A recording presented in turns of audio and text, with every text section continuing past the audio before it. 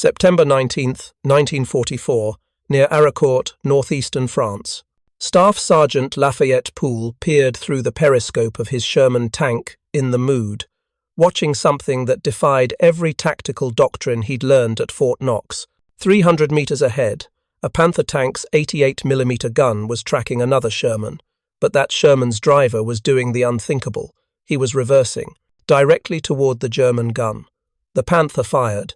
The armor-piercing round struck the Sherman's front glacis plate at a severe angle and ricocheted skyward with a shower of sparks visible even in daylight. The Sherman crew didn't bail out. They kept reversing, kept presenting that sloped front armor, kept denying the Panther a clean perpendicular shot. Poole keyed his radio and heard Lieutenant William McVey's voice, calm as Sunday morning. "Angle your hull, back it in, make them chase the geometry." Within 6 weeks, this reversal technique, this deliberate violation of every instinct screaming to flee forward, would become standard operating procedure for Sherman crews facing German heavy armor. It would transform the Sherman from a tank that fought through numbers into a tank that fought through physics, and it would prove that in armored warfare, understanding the mathematics of angles could matter more than the thickness of steel. Before we jump back in, tell us where you're tuning in from, and if this story touches you, make sure you're subscribed, because tomorrow I've saved something extra special for you. The discovery didn't emerge from engineering laboratories or tactical schools. It came from desperation, mathematics, and the kind of field innovation that happens when soldiers realize survival depends on understanding their equipment better than the people who designed it. The Sherman's front glacis plate, the sloped armor protecting the driver and transmission, sat at a 56-degree angle from vertical. That geometry, initially designed to save weight and internal space, created something German tankers hadn't anticipated: effective armor thickness that multiplied with angle of impact. A Panther's 88mm armor-piercing round, capable of penetrating 4 inches of vertical steel at combat ranges, struggled against the Sherman's actual 2.5-inch front plate when that plate was angled away from perpendicular impact. The effective thickness, calculated by dividing actual thickness by the cosine of the angle, meant the Sherman's front glacis behaved like 4.5 inches of armor when struck at optimal angles. German tank doctrine, refined through years of combat across Europe and Russia, emphasized frontal assault. Their tanks, Panthers, Tigers, even the lighter Panzer IVs, mounted guns in turrets designed for forward engagement. Their armor, especially on the Panther's front glacis, was equally impressive when struck head-on. Their entire tactical philosophy assumed tanks would meet gun to gun, armor to armor, in contests where superior German engineering would prevail. What they hadn't calculated was facing opponents who would deliberately reverse into fire, transforming geometry into armor.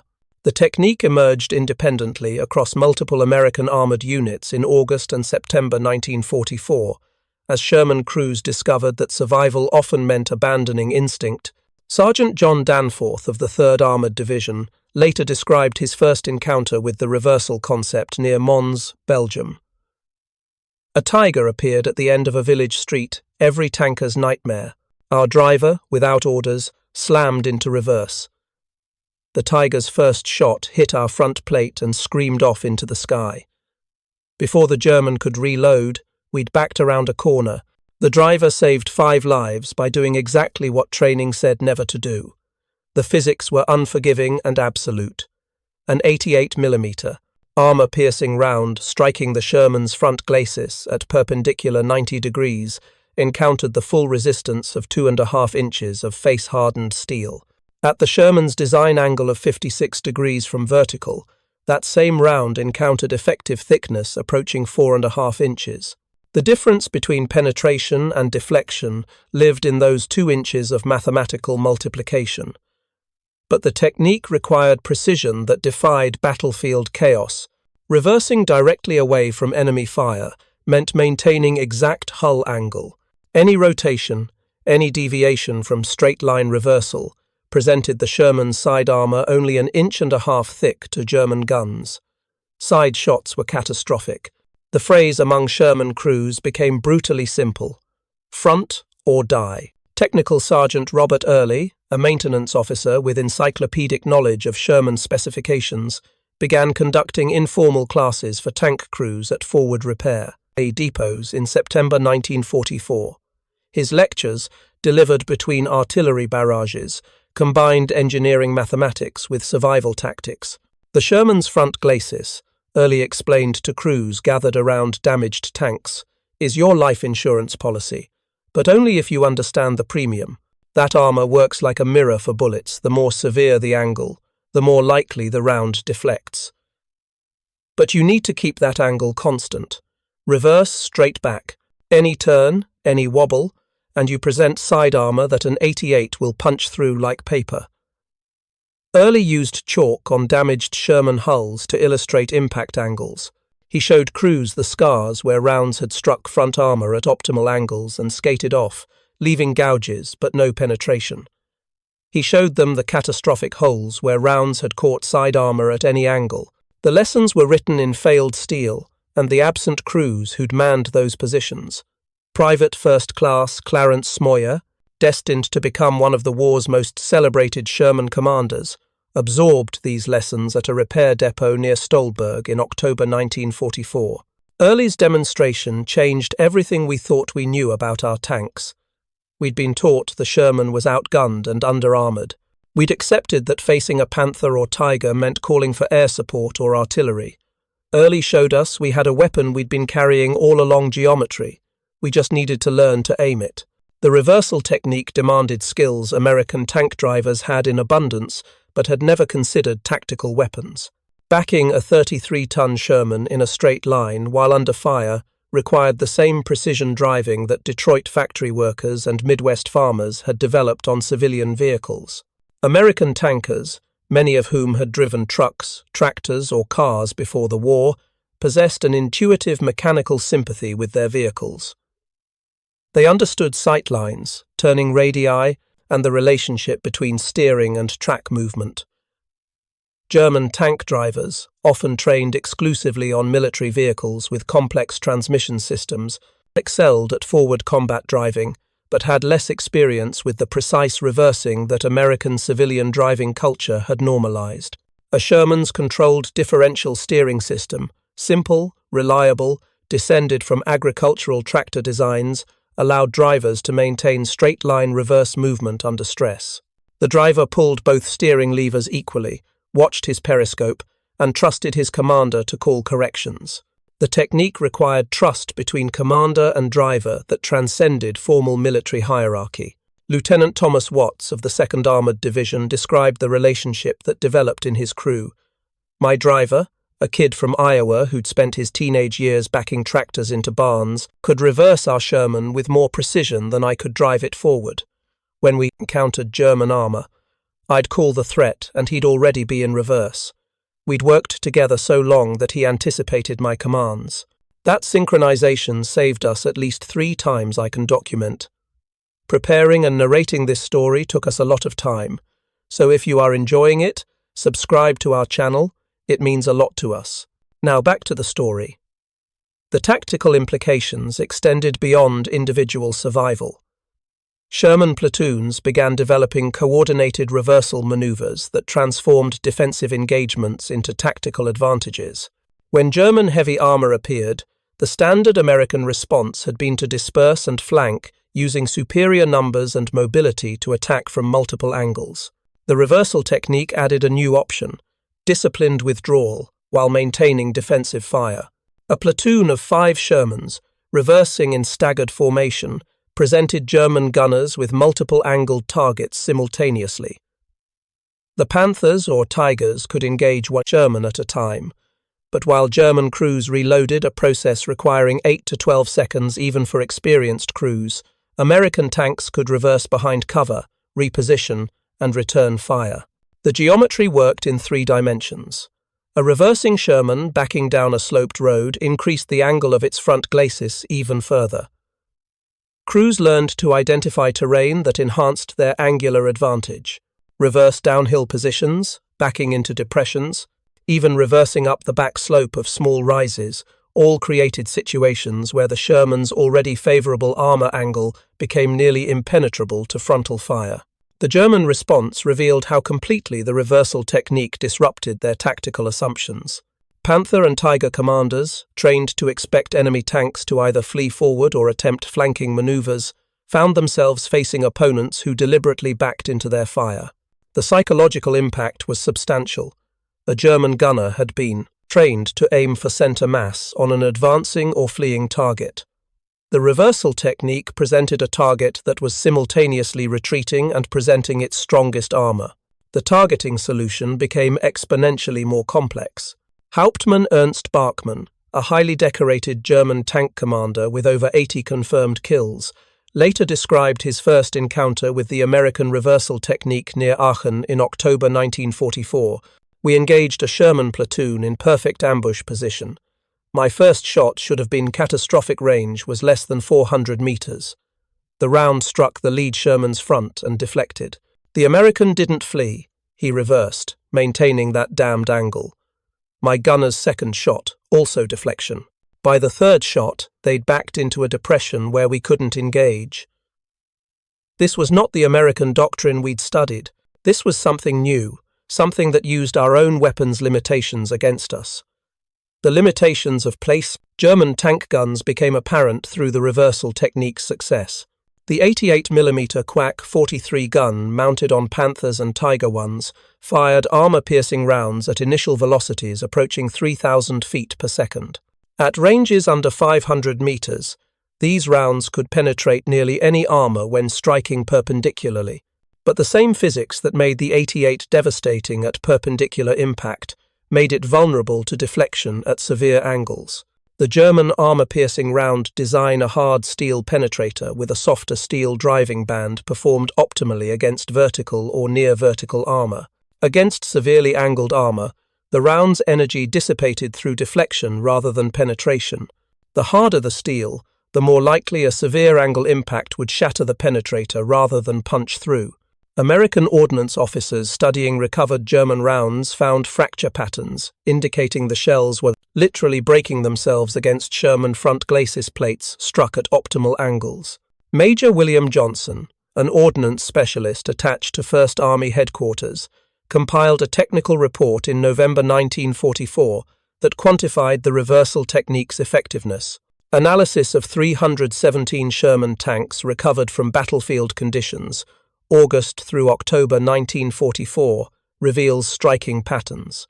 Of tanks struck on front glacis armor at angles exceeding 45 degrees from perpendicular, 83% showed no penetration. Impact scars, paint damage, and armor deformation were evident, but the crew compartment remained intact. Of tanks struck on side armor at any angle, 97% showed catastrophic penetration. The tactical conclusion is unavoidable. Maintaining frontal aspect to enemy fire increases Sherman's survivability by a factor of 12. The human dimension of the reversal technique extended beyond tactical mathematics into the realm of courage and trust. Every instinct screamed at Sherman crews to flee forward when German heavy armor appeared. The reversal technique demanded they override those instincts and drive deliberately toward, or more accurately, backward into the source of fire that could incinerate them in milliseconds. Sergeant James Bates of the 4th Armored Division described the psychological challenge. The first time you reverse into 88mm fire, every part of your brain is screaming that you're doing it wrong. You hear the bang when they fire. You see the tracer if it's visible. Then you hear the impact on your front armor, this incredible crash that shakes your teeth. If the round deflects, you hear it scream away. If you're still alive a second later, you keep reversing. If you panic and turn, you present side armor and you're done. The technique requires absolute trust in physics and in your driver's ability to maintain angle. That trust doesn't come naturally. It's learned through survival.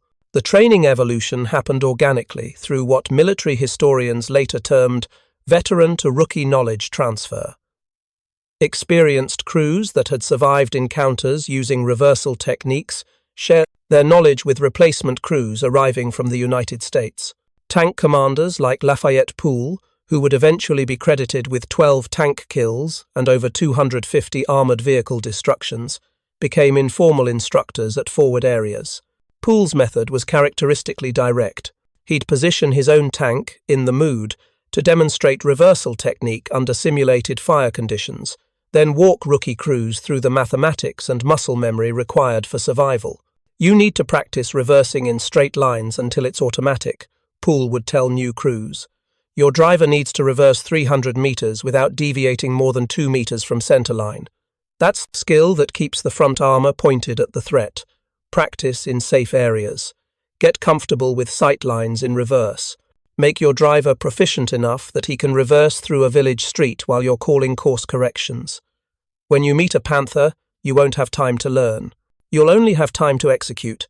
The informal training network extended across American armored divisions through a grapevine of shared experience and mutual survival instinct. Tank crews recognized that their longevity depended not on official doctrine, which was still being written in rear area headquarters, but on battlefield-proven techniques shared by those who'd survived. Replacement crews arriving at forward units found themselves immersed in a culture of practical armor tactics that bore little resemblance to their Fort Knox training, but reflected the hard-earned wisdom of men who'd faced German steel and lived. The mechanical requirements of the reversal technique highlighted another American advantage that designers had never intended as tactical. The Sherman's 4GAA engine, a mass-produced Vate derived from aircraft engine designs, delivered 450 horsepower with characteristic American reliability. More importantly, it delivered that power in reverse almost as effectively as in forward gears. The transmission system, a Spicer manual synchromesh design modified for tank use, provided the same gear ratios in reverse as in the first 3 forward gears. A Sherman could reverse at speeds approaching 15 miles per hour on roads, 8 to 10 miles per hour cross-country fast enough to maintain evasive maneuvers while presenting frontal armor. German tanks, despite their sophisticated engineering, often had limited reverse capabilities. The Panther's transmission provided only one reverse gear with a maximum speed of 2.5 miles per hour. Tigers reversed at approximately 3 miles per hour maximum. This disparity meant that once a Sherman began reversing, Panthers and Tigers couldn't follow at matching speeds while maintaining firing solutions. The Americans could break contact while maintaining defensive geometry. The Germans could pursue only by advancing forward, which brought them into range of American supporting weapons, artillery, and tank destroyers, positioned in depth. Technical Sergeant Michael Kozlowski, analyzing destroyed German armor at a collection point near Metz, observed, "We're finding Panthers abandoned with mechanical damage to their forward transmissions but intact reverse gears. They burned out their transmissions trying to pursue reversing Shermans. Their tanks weren't designed for extended high-speed reverse operations. Ours were accidentally, but completely." That accident is killing Panthers. The reversal technique's effectiveness created a feedback loop of tactical innovation. As American crews became more confident in their ability to survive frontal engagements through proper geometry, they became more willing to accept combat with German heavy armor, rather than calling for indirect fire support. This increased willingness to engage directly reduced the time required to neutralize German armor and accelerated American advances. German commanders noticed the change. By late October 1944, intelligence reports from multiple panzer divisions noted that American Sherman crews were no longer avoiding combat with Panthers. Instead, they were employing what German analysts called defensive-aggressive tactics, reversing while maintaining fire, using terrain to enhance armor angles, and demonstrating unexpected resilience in frontal engagements. Oberst Hans von Luck, commanding elements of 21st Panzer Division, recorded his assessment. "The Americans have learned something fundamental about their tanks and our weapons. They are now fighting with understanding rather than numbers alone. Their doctrine has evolved faster than ours can. Adapt. We were prepared for mass and mediocrity. We are discovering discipline and geometry. This is not the American armor force we faced in Normandy." The evolution continued through direct observation and iterative refinement. Crews discovered that wet terrain enhanced deflection rounds, striking rain-slicked armor, skated more readily than those hitting dry steel. They learned that presenting the hull at a slight additional angle, perhaps 5 to 10 degrees off, perfectly perpendicular to the threat, increased deflection probability without excessively exposing side armor. They found that the Sherman's gyroscopic gun stabilization system, initially designed for shooting while moving forward, could be adapted for firing while reversing, allowing them to maintain defensive fire during withdrawal. Lieutenant Colonel Abrams, commanding 37th Tank Battalion of the 4th Armored Division, formalized these techniques into battalion doctrine by November 1944. His written orders to company commanders represented the first official recognition of reversal tactics. When encountering enemy heavy armor at ranges under 600 meters, platoons will execute coordinated reversal withdrawal, maintaining frontal aspect to enemy fire. Drivers will maintain precise straight-line reverse movement. Commanders will call course corrections and identify covered positions for defensive stands. Gunners will maintain fire on enemy positions during withdrawal. Supporting elements will engage with indirect fire and flanking maneuvers, once withdrawing elements reach covered positions. This is not retreat. This is defensive maneuvering exploiting our armor's geometric advantages and our tank's superior reverse capability. The doctrine spread rapidly across American armored units through formal and informal channels.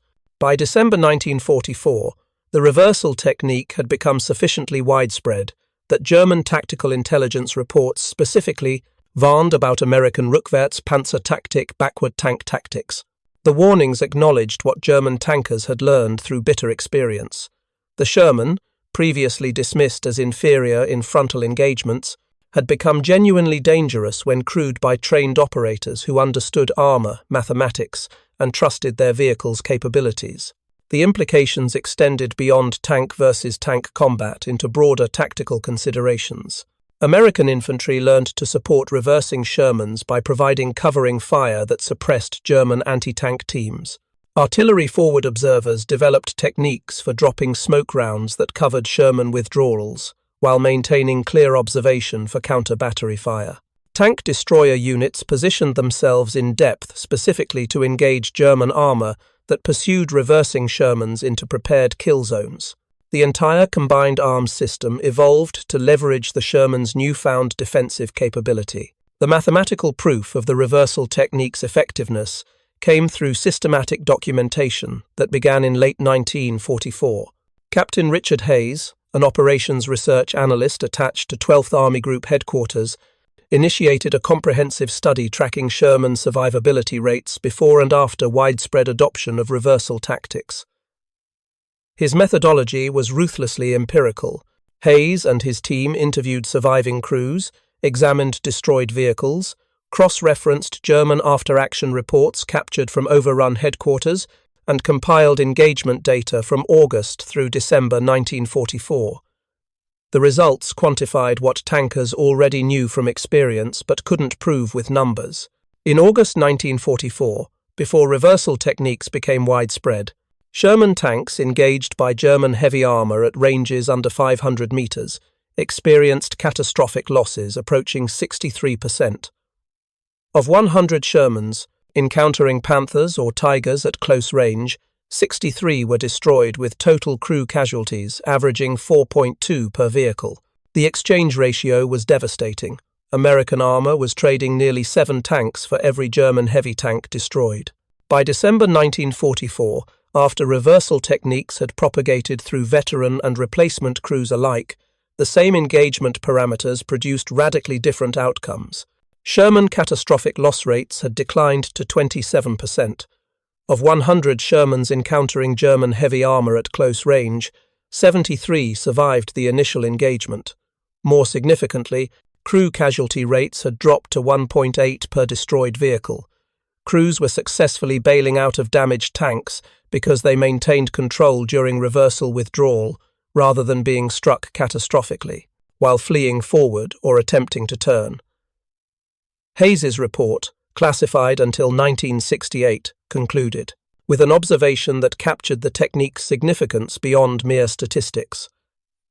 The reversal technique represents a fundamental shift in armored warfare doctrine. Traditional tank combat assumed mobility as the primary survival factor, the ability to maneuver, to present difficult targets, to use speed as armor. The reversal technique demonstrates that controlled immobility, or more precisely, controlled withdrawal along a single axis while maintaining optimal armor geometry, can provide superior survivability than maneuver in engagements against superior firepower. This finding challenges assumptions underlying American armor design and suggests that future tank development should prioritize armor geometry and reverse speed equally with forward mobility and firepower. The individual stories behind Hayes's statistics revealed the human dimension of mathematical survival. Sergeant William McVey's crew, mentioned in opening accounts, survived 7 separate engagements with German heavy armor between September and November 1944 by executing textbook reversal withdrawals. McVey's after-action reports, filed with monotonous regularity, read like physics problems solved under fire. September 23rd, vicinity Arracourt. Engaged 1 Panther tank at estimated 370 meters. Executed straight-line reversal, maintaining frontal aspect. Enemy fired 3 rounds, all deflected from front glacis. Withdrew 200 meters to covered position behind stone wall. Called artillery fire mission. Enemy withdrew under artillery barrage. Our tank undamaged, crew uninjured, mission accomplished. The repetition across McVey's reports illustrated something profound. The reversal technique was reproducible. It wasn't luck or heroism, but physics applied consistently under stress. McVey's crew survived the war intact, a statistical anomaly in armored combat, attributable directly to their mastery of defensive geometry. The technique's spread through American armored forces occurred with a speed that surprised even enthusiastic advocates. Tank crews possessed a survival motivation that transcended formal military hierarchy. When replacement crews arrived from the United States with standard Fort Knox training, veteran crews immediately shared reversal techniques in the same urgent tones men use when discussing life-saving information. Corporal James Rothery, arriving as a replacement driver with 3rd Armored Division in October 1944, described his first day at the front. We'd barely dismounted from the trucks when a sergeant pulled us aside. Fort Knox training was fine, he said, but it'll get you killed here. He spent 2 hours showing us reversal technique, straight line backing, maintaining hull angle, reading terrain for defensive positions. He showed us his tank's front glacis, scarred with impact marks where rounds had deflected. Then he showed us a knocked-out Sherman with side armor penetration. Front or die, he said. Learn to reverse like your transmission was built backwards, because out here it might as well be. We practiced for 3 days before our first patrol. That practice saved my life twice in the first week. The informal training network operated with an efficiency that formal military training establishments couldn't match. Knowledge transfer happened in maintenance areas, during refueling stops, in rest positions between engagements. Experienced commanders sketched diagrams in dirt, demonstrated proper reversing technique with their own vehicles, and drilled new crews until reversal became instinctive. The motivation was transparently selfish and entirely effective. Veteran crews knew their own survival, often depended on the competence of nearby tanks. A poorly trained crew that panicked and exposed side armor could draw concentrated German fire that endangered entire platoons. Excellence in reversal technique became a form of collective life insurance. The Germans adapted, but their adaptations revealed the fundamental constraints of their tactical and industrial situation. Panther and Tiger crews began attempting to maneuver for side shots rather than accepting frontal engagements with reversing Shermans. This adaptation, tactically sound, consumed time and exposed German tanks to American combined arms responses. A Panther commander who spent 3 minutes maneuvering for a side angle on a reversing Sherman gave American artillery forward observers 3 minutes to calculate fire missions. The trade-off was unfavorable. German tanks, already outnumbered, couldn't afford extended engagements. Hauptmann Friedrich Sander, commanding a Panther company in Lorraine during October 1944, articulated the dilemma in a letter later captured from a destroyed command vehicle. The Americans have learned to use their tanks' geometry against our guns. We can still destroy them. Side shots remain catastrophic, but obtaining side shots requires maneuver time we don't have. While we maneuver, their artillery finds us. Their doctrine has evolved to exploit our need for perfect shooting angles. We are being forced to choose between impossible shots against angled armor or extended exposure to indirect fire. Both options favor the Americans. We are solving tactical problems while they are solving mathematical ones. Mathematics always wins in the end. The German tactical adjustment revealed another American advantage that the reversal technique highlighted: combined arms integration. American doctrine had always emphasized coordinated action between tanks, infantry, artillery, and air support. The reversal technique enhanced this integration by providing a predictable, controllable tank withdrawal that supporting elements could anticipate and exploit. Infantry learned to recognize when tanks were executing reversal withdrawals and intensified their suppressive fire against German anti-tank teams. Artillery forward, observers calculated pre-planned fire missions on likely German armor positions that would engage reversing Shermans. Fighter bombers received radio calls from tank commanders during reversal withdrawals and arrived overhead within minutes to engage German armor with rockets and bombs. The reversal technique transformed what had been desperate survival maneuvers into calculated tactical operations. Lieutenant Thomas Watts, whose driver's precision reversing had saved his crew multiple times, developed a platoon doctrine that weaponized the reversal technique beyond mere survival. Watts's innovation was to use reversal as deliberate bait. His platoon would deliberately expose themselves to German heavy armor at ranges where the Sherman's 75mm gun was ineffective, but the Panther's 88 could engage. When German tanks opened fire, Watts's platoon would execute coordinated reversal, presenting optimal armor angles that deflected German rounds while withdrawing toward prepared positions where American tank destroyers waited in ambush. The German tanks, pursuing what appeared to be fleeing Shermans, advanced into killing zones where 90mm anti-tank guns destroyed them from concealed positions. Watts's technique, which he called armored matador tactics, required exceptional crew discipline and ice-cold calculation of angles and distances. His after-action report from November 3, 1944, near Metz, demonstrated the technique's brutal effectiveness. Deliberately exposed platoon to two Panthers at estimated 450 meters, beyond effective range of our 75mm guns. Panthers engaged. All 5 tanks executed reversal withdrawal, maintaining frontal aspect. Panthers pursued approximately 300 meters, closing range attempting to obtain side angles. At predetermined position, platoon withdrew behind prepared berm. Both Panthers entered engagement area covered by 2 M10 tank destroyers positioned in defilade. Tank destroyers engaged at less than 200 meters range, both Panthers destroyed. Technique exploited enemy assumption that reversing Shermans were fleeing rather than maneuvering.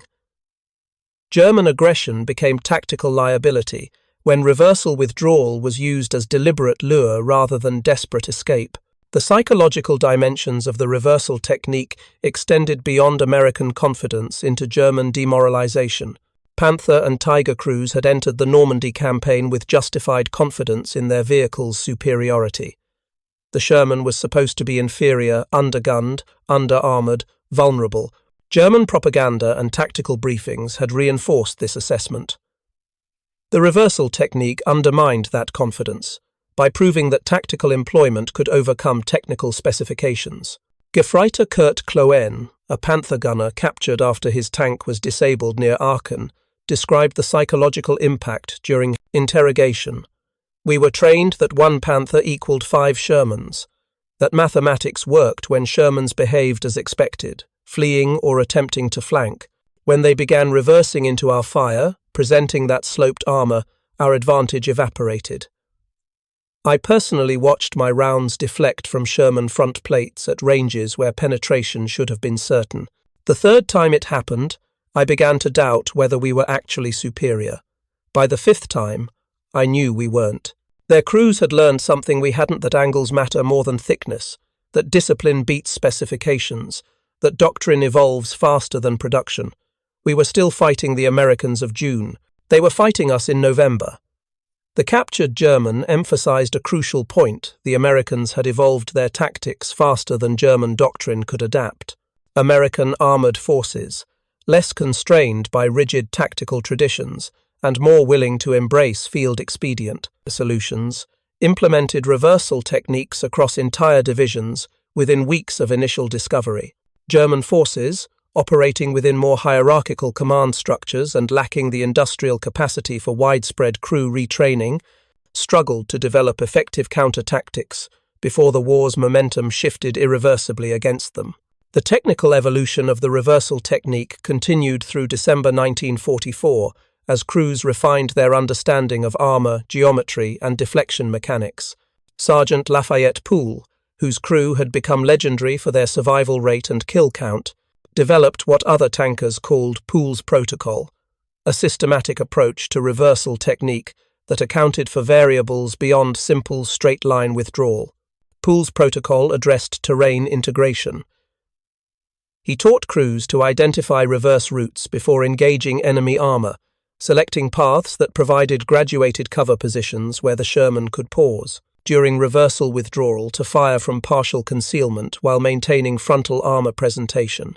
A stone wall at 50 meters, a building corner at 100 meters, a terrain fold at 150 meters. These became tactical waypoints for controlled withdrawal rather than panicked flight. The protocol emphasized crew communication. Pool drilled his crews to maintain constant verbal updates during reversal withdrawal. The commander called corrections steady, 2 degrees right, 5 meters to wall, while simultaneously identifying threats and coordinating with supporting elements. The driver acknowledged each correction with single-word confirmations, maintaining concentration on precise steering while processing commands. The gunner maintained weapon orientation on threats, calling out when ready to fire during pauses in withdrawal. The loader kept ammunition ready and monitored the crew compartment for mechanical issues or ammunition fires. Every crew member had defined responsibilities that supported reversal execution. Pool's protocol incorporated ammunition management. He taught crews to fire while reversing only when the gyroscopic stabilizer allowed reasonable accuracy, recognizing that ammunition expenditure during reversal withdrawal was often wasted. Instead, he emphasized identifying firing positions along the withdrawal route where the tank could pause momentarily behind cover, fire aimed shots at pursuing German armor, then resume reversal before return fire arrived.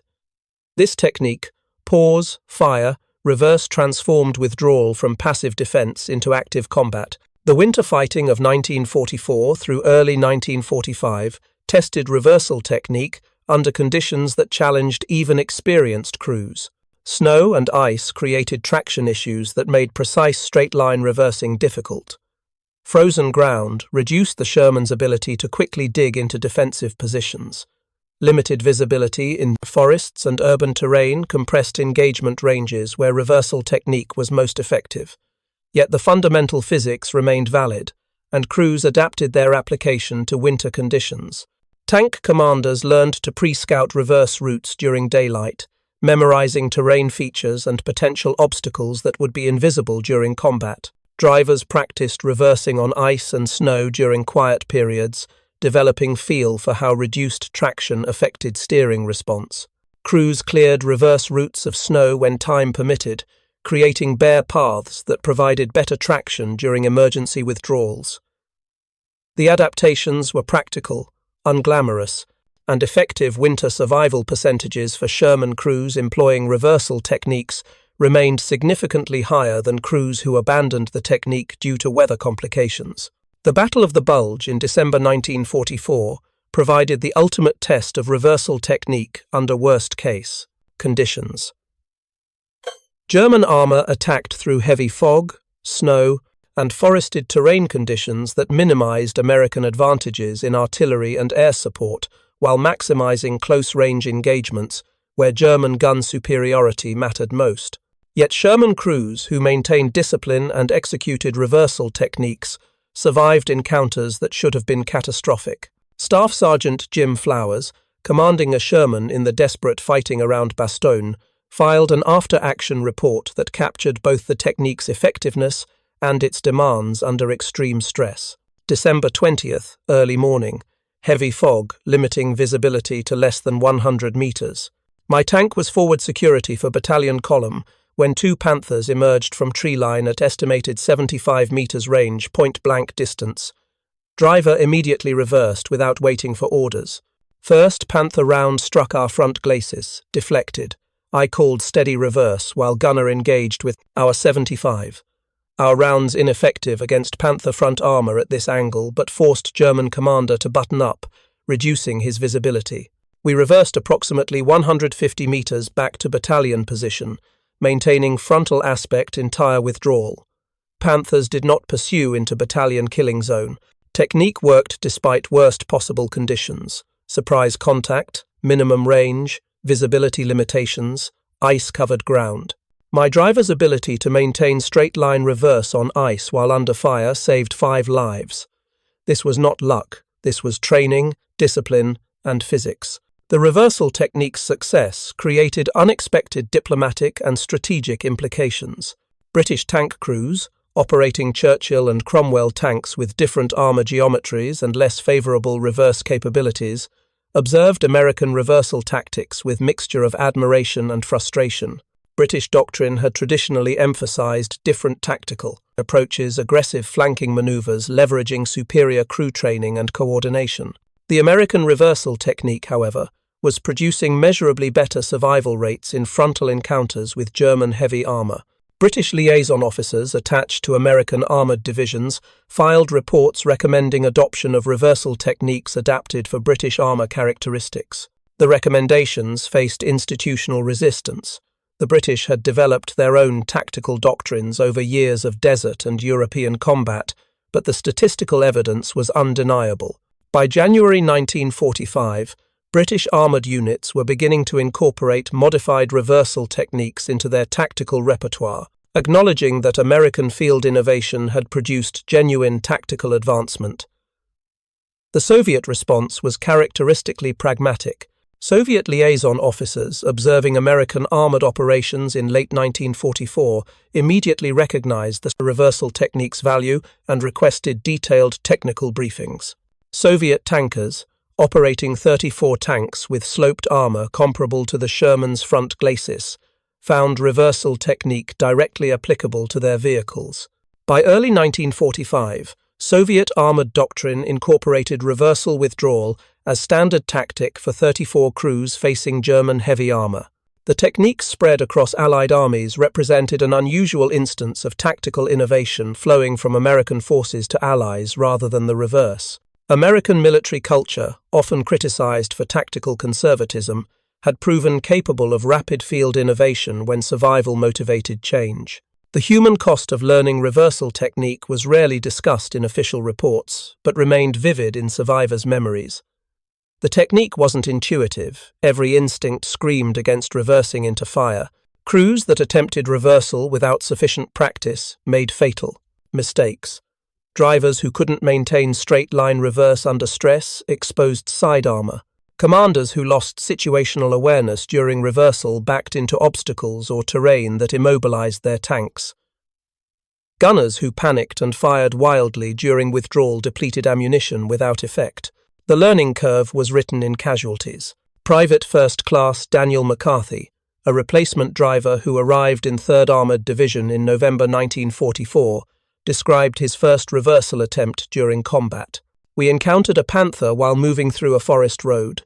My commander yelled, "Reverse!" and I slammed into reverse gear. But I'd practiced maybe twice in safe areas. Under fire, I panicked. I reversed but also turned, trying to get behind trees faster. We exposed our side armour for maybe 3 seconds. The Panther's round went through our side like it was cardboard. I was the only survivor. My entire crew died because I couldn't reverse straight. I learned the technique afterward, learned it perfectly. But I learned it too late for the 4 men who trusted me to know what I was doing. McCarthy's account, painful in its honesty, represented countless similar stories of crews who learned reversal techniques' importance through catastrophic failure. The informal training network among veteran crews existed specifically to prevent these tragedies, to transfer hard-won knowledge before new crews paid the ultimate tuition. Yet the learning process remained imperfect. Some crews learned through survival, others learned through loss. The difference often came down to whether veteran crews had time to train replacements before combat sorted the trained from the untrained with lethal finality. By January 1945, reversal technique had become so thoroughly integrated into American armored doctrine that new training films were produced for tank crews still training in the United States. The films, combining combat footage with animated diagrams, explained the physics of armor deflection and demonstrated proper reversal execution. They featured interviews with successful commanders like Lafayette Pool, showing battle-scarred Shermans with front glacis impact marks and alive crews. The message was explicit: understanding your tank's geometry and mastering reversal technique multiplied your survival probability. The training infrastructure at Fort Knox and other stateside facilities rapidly incorporated reversal technique into basic and advanced tank training. New drivers spent hours practicing straight-line reversing under simulated combat stress.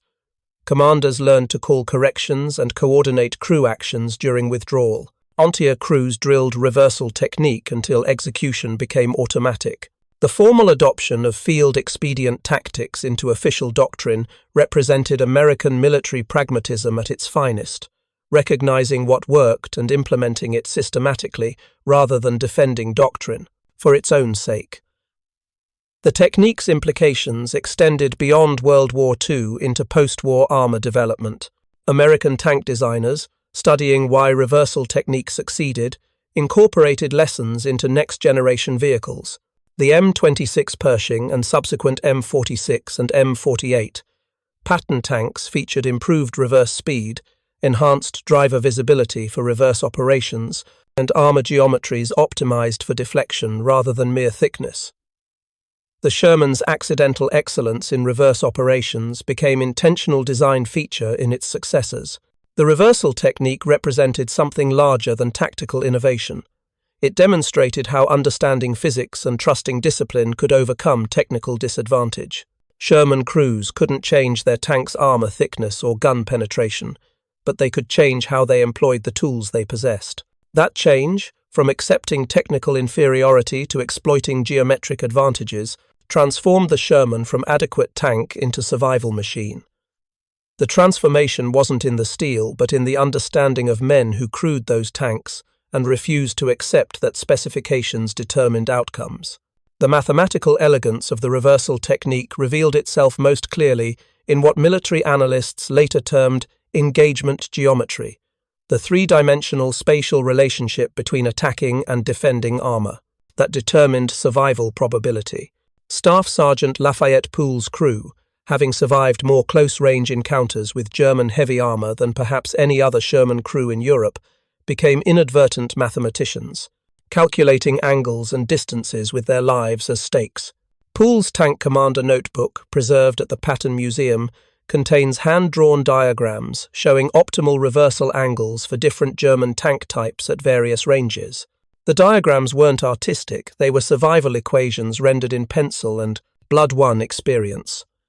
The Panther tank's 88mm Quark 42L70 gun could penetrate 140 millimeters of armor at 500 meters when striking perpendicularly.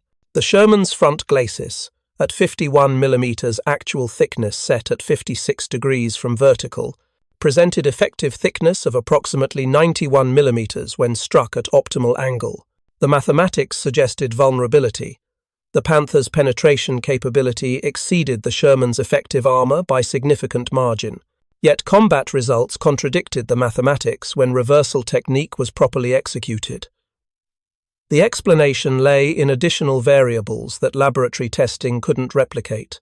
Combat ranges were rarely optimal for German gunners. Stress affected accuracy. Target movement, even the relatively slow reverse speed of a withdrawing Sherman complicated firing solutions. Most critically, the compound angle created when a reversing Sherman wasn't perfectly perpendicular to the Panther's line of fire, created deflection opportunities that multiplied the armor's effective resistance. A Sherman reversing at even a 5-degree angle off perfect perpendicular to the German gun increased its effective frontal armor thickness by an additional 8 to 12%. That margin, combined with the inherent variability in German ammunition quality by late 1944, meant that rounds which should theoretically penetrate instead deflected or failed to fully penetrate. Technical analysis of recovered Sherman tanks provided empirical evidence of this phenomenon. Captain Richard Hayes's research team examined 63 Sherman tanks that had been struck on front glacis armor by German 88mm rounds during engagements where reversal technique was documented. Of those 63 impacts, 47 showed no penetration the rounds had deflected, leaving impact scars, paint damage, and armor deformation, but failing to breach the crew compartment. 16 showed partial penetration. The rounds had begun to pierce the armor, but had been defeated by the armor's depth and the deflection angle, creating dangerous spalling inside the tank, but not catastrophic crew compartment penetration. None showed complete penetration with catastrophic crew casualties when the tank had been reversing in straight line, maintaining optimal armor angle. The survival rate, 100% for crews maintaining proper reversal geometry, validated what tankers had learned through experience. The armor wasn't impenetrable, but properly employed, it was sufficient. Sufficient was enough when your doctrine emphasized survival and your industrial base provided replacement vehicles faster than the enemy could destroy them. The winter of 1945 brought a new dimension to reversal technique as American forces penetrated into Germany itself. Urban combat, with its confined streets and close-range ambushes, created conditions where reversal technique became even more critical. Tank destroyers and anti-tank guns positioned in buildings could engage Shermans at ranges under 100 meters distances, where even the Sherman's angled armor faced serious threat from any German anti-tank weapon. Sergeant John Irwin, commanding a Sherman in the brutal fighting through Cologne in March 1945, described how crews adapted reversal technique for urban warfare. City fighting changed everything about reversal technique. You couldn't reverse 300 meters down a street. Buildings, rubble, abandoned vehicles made that impossible. Instead, we learned to reverse from intersection to intersection, using building corners as cover points. We'd advance to an intersection, scan for threats, and if we took fire, immediately reverse back around the building corner we'd just passed. The corner protected our side armor while we backed up. Then we'd stop, assess, and either try a different route or call for infantry and engineers to clear the threat. Urban reversal was about understanding your environment, knowing exactly where you could reverse to, how far, what would protect you. We memorized street layouts before advancing. My driver could reverse our tank through rubble-strewn streets in near darkness because we'd studied the routes during daylight. That preparation saved us at least 4 times I can document. The adaptation to urban conditions demonstrated the reversal technique's fundamental flexibility. It was a principle, not a rigid procedure. The principle was to present strongest armor to threats while maintaining mobility and situational control. How crews applied that principle varied with terrain, enemy disposition, and tactical situation. In open country, reversal meant straight-line withdrawal over hundreds of meters. In forests, it meant backing between trees along memorized paths. In cities, it meant short reverses from corner to corner, using buildings as both cover and navigation references. The technique scaled from strategic withdrawal to tactical repositioning, always based on the same physics of armor geometry and the same requirement for precise driver control. The human relationships that made reversal technique possible became more intense as the war reached its final months. Trust between commander and driver transcended normal military hierarchy. These were partnerships where mutual dependence bred absolute reliance. A commander who couldn't call clear corrections quickly enough got his driver killed. A driver who couldn't execute precise reverse steering got his commander killed. The reciprocal vulnerability created bonds that survivors described as closer than family. Lieutenant William Stillman, who commanded his Sherman through the final 5 months of European combat, later reflected on this relationship. My driver was a kid from Montana who'd grown up on a ranch, backing trucks and tractors since he was 12 years old. He could reverse our Sherman with precision that amazed me. Straight lines, within inches of perfect, even under fire, even on ice, even through rubble. I learned to trust his skill absolutely, because I had no choice. When I called "we're verse," my life entered his hands completely. He felt the same about my commands if I called wrong corrections or failed to warn him of obstacles. He'd die. That mutual dependence created a relationship I've never experienced in civilian life. We were partners in survival, bound by physics and faith in each other's competence. The statistical validation of reversal technique continued to accumulate through the war's final months.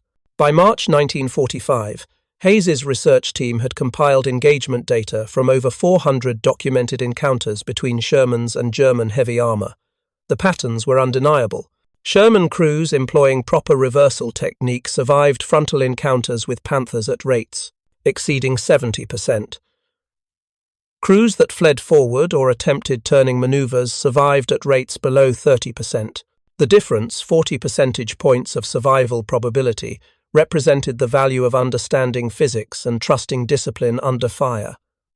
The data also revealed sobering truths about the learning curve. New crews, despite stateside training in reversal technique, showed significantly higher casualty rates in their first 3 combat encounters compared to veteran crews. The gap narrowed after surviving crews gained experience, but the initial vulnerability remained deadly. The implication was clear. Reversal technique required not just knowledge but practiced competence under stress. Simulation and training reduced but couldn't eliminate the experience gap between rookies and veterans. Some lessons could only be learned with real fire and real consequences. The German perspective on reversal technique evolved from surprise to frustration to grudging respect. By early 1945, German tactical intelligence reports routinely warned about American defensive armor geometry tactics and advised Panther and Tiger crews to avoid frontal engagements with reversing Shermans unless side angles could be obtained. The advice was tactically sound but strategically irrelevant. German armor by this point was so outnumbered and undersupplied that avoiding engagements meant ceding territory without resistance. Oberleutnant Karl Bromman, commanding one of the last operational Tiger companies in the Ruhr Pocket during April 1945, described the impossible situation in his final report before capture. "We face Americans who understand their tanks better than we understand ours. They present only frontal armor, reverse with precision, coordinate with artillery and infantry. We are told to obtain side angles before engaging, but to obtain side angles requires maneuver time we don't have and fuel we don't possess. We are told to avoid frontal engagements, but the Americans advance on all axes. Avoiding frontal engagement means retreating continuously.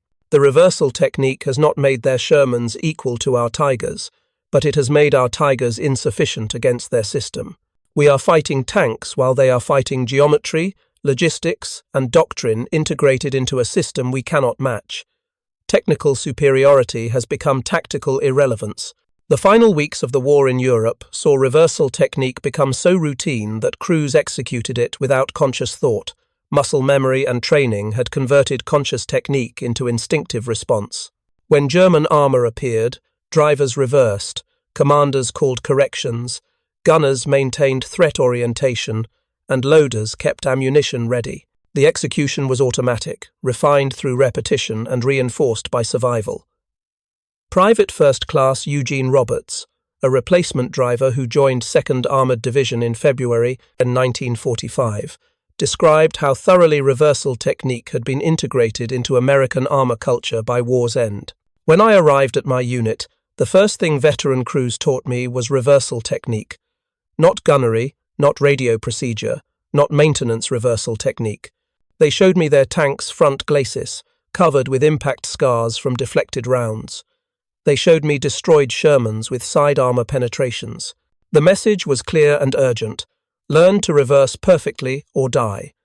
I spent every spare moment practicing. I'd reverse through our bivouac area, reverse through practice courses, reverse until I could hold a straight line blindfolded, based only on my commander's voice corrections. The first time we encountered a Panther, I reversed automatically, no thought, no hesitation, just execution. We survived. The technique saved my life 3 more times before Germany surrendered. By war's end, reversal technique was simply how American tankers fought. It wasn't special or remarkable, it was standard. The broader implications of reversal technique extended into post-war military analysis and doctrine development. American military theorists, studying why reversal technique succeeded when technical specifications suggested it shouldn't, identified principles applicable beyond tank warfare. The core insight was that understanding the physics of your weapons and platforms could multiply effectiveness beyond design specifications. Doctrine that leveraged inherent characteristics, even accidental characteristics like the Sherman's effective reverse speed, could overcome theoretical disadvantages. The lesson influenced post-war American military development across multiple domains.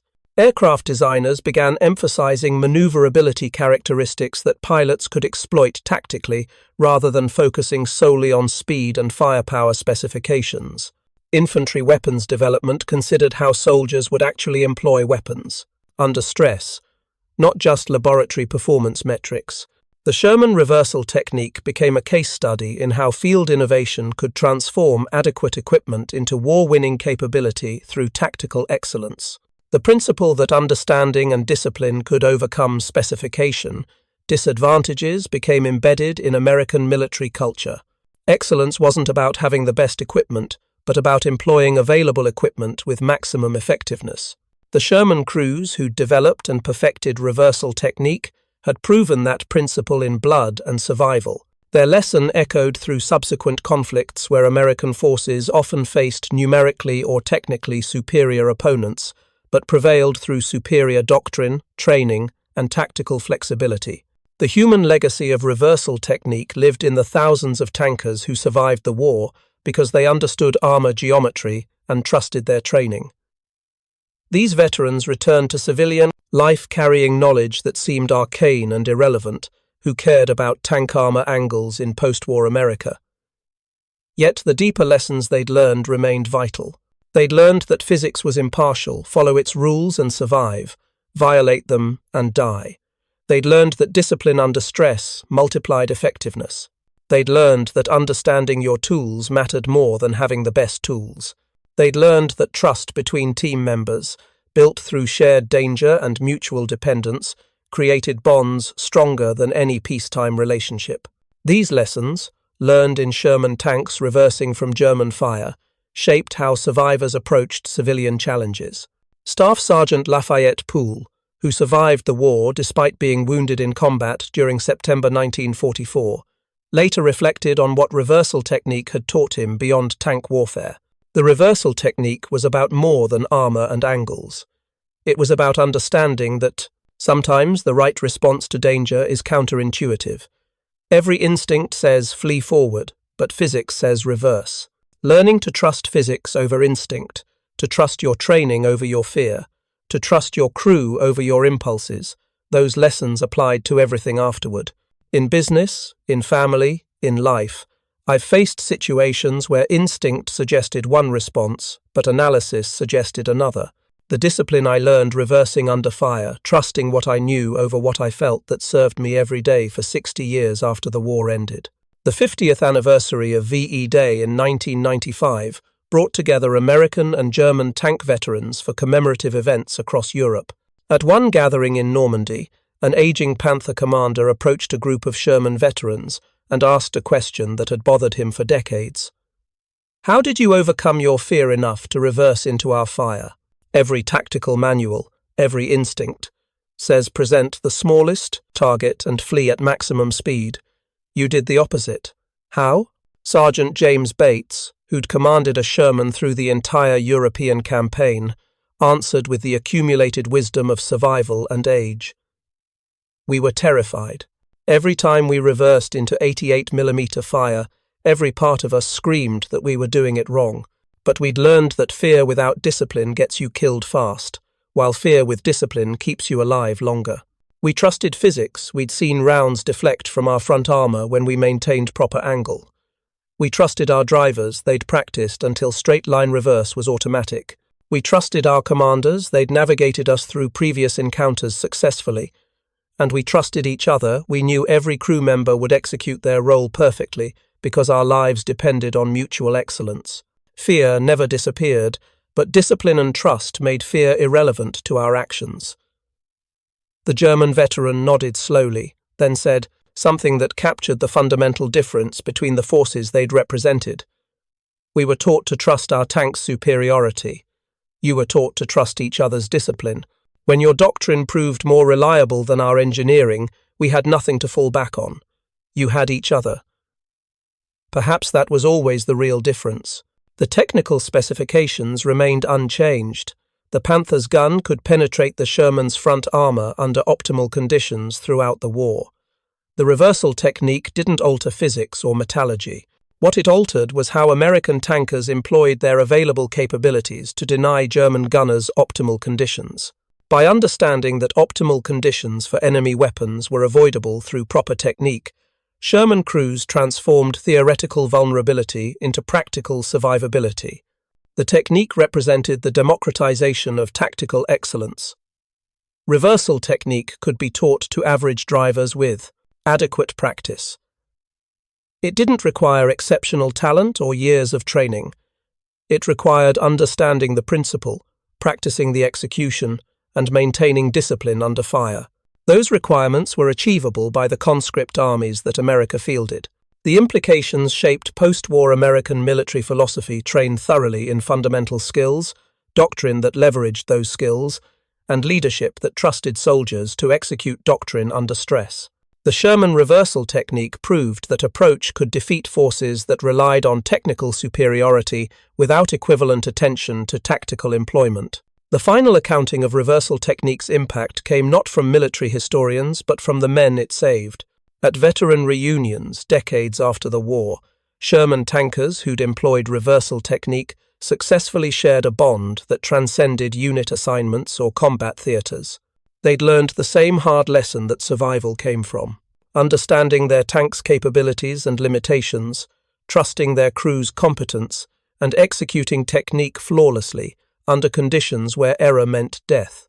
They'd carried those lessons forward into lives that bore no obvious relation to tank warfare, but remained forever shaped by what they'd learned, backing 33-ton Shermans away from German guns while rounds screamed off their front armor. The reversal technique was their shared language, their mutual credential, their proof that intelligence and discipline could overcome disadvantage when lives depended on excellence. In the final analysis, the Sherman's front glacis armor at 56 degrees from vertical wasn't adequate by design. It was adequate by employment. American tankers learned to present that armor at angles that maximized deflection probability while maintaining the mobility to withdraw towards supporting positions. They learned to reverse with precision that turned retreat into tactical maneuver. They learned to trust physics over instinct and training over fear. Those lessons, learned under fire and validated by survival, represented tactical innovation at its most fundamental level. Soldiers understanding their tools and employing them with discipline that multiplied effectiveness beyond specification sheets. The reversal technique proved that wars are won not merely by superior equipment, but by superior understanding of how to employ whatever equipment is available. Sherman crews couldn't change their tank's armor thickness or gun penetration, but they could change how they fought. That change, from accepting technical inferiority to exploiting geometric advantages, made adequate tanks sufficient and sufficient capability enough for victory when combined with numerical superiority and industrial abundance. The mathematics of angles and deflection, learned by men who'd never studied engineering but whose lives depended on understanding physics, became the equation that kept them alive while their opponents, trusting technical superiority over tactical excellence, died in burning Panthers and Tigers that couldn't overcome the compound advantages of American doctrine, training, and industrial power. The reversal technique was never about making Shermans equal to German heavy armor. It was about making Shermans sufficient for American victory, and sufficiency, properly employed with discipline and understanding, proved more than adequate to win the war. Up next, you've got two more standout stories right on your screen. If this one hit the mark, you won't want to pass these up. Just click and check them out. And don't forget to subscribe and turn on the notification bell so you don't miss any upload from us.